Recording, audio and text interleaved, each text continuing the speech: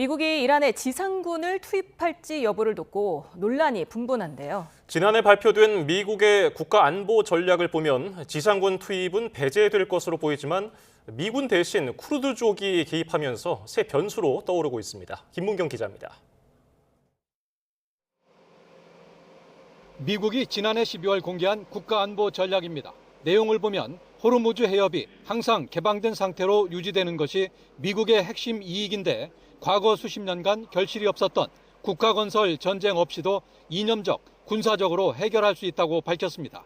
국가건설 전쟁은 해당 국가의 정권이나 체제를 바꾸기 위한 것으로 유사시 지상군 투입이 필수적이고 전쟁은 장기화 국면에 빠져듭니다. 이라크에서 8년, 아프간에서 20년 동안의 전쟁이 실패한 사례를 예로 들며 국가건설 전쟁은 되풀이하지 않겠다고 못 박은 겁니다. This is not Iraq. This is not endless. He called the last 20 years of nation-building wars dumb. 트럼프 대통령이 하메네이 사망을 발표하면서 이란 국민을 향해 나라를 찾을 기회가 왔다고 언급한 것도 같은 맥락입니다. 이에 따라 이번 군사작전도 오래가지 않을 가능성이 높지만 이란 북서부 쿠르드족 개입이 변수로 떠오르고 있습니다. 또 서반구에 대한 군사력 주둔을 제고하는 방법으로 필요하면 치명적 무력을 사용하겠다고 언급했는데 보고서 공개 한 달 만에 비밀 병기를 동원한 마두로 대통령 체포 작전이 전격 실시됐습니다.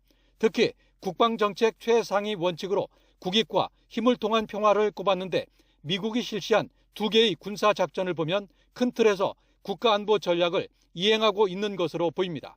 베네수엘라 같은 경우에는 트럼프 행정부 2기에 들어와서 가장 중요한 홈랜드 시큐리티에 해당되는 부분이고, 이란은 미국의 가장 중요한 그 대외 정책 중에 하나가 비확산 정책의 주요 어떻게 보면 외교적 성과를 낼 수 있는 지역이라고 볼 수가 있을 것 같아요.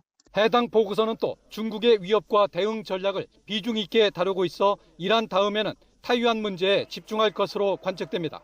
다만 북핵 등에 대해서는 이례적으로 한마디도 거론하지 않아 그 배경이 관심을 모으고 있습니다. YTN 김문경입니다.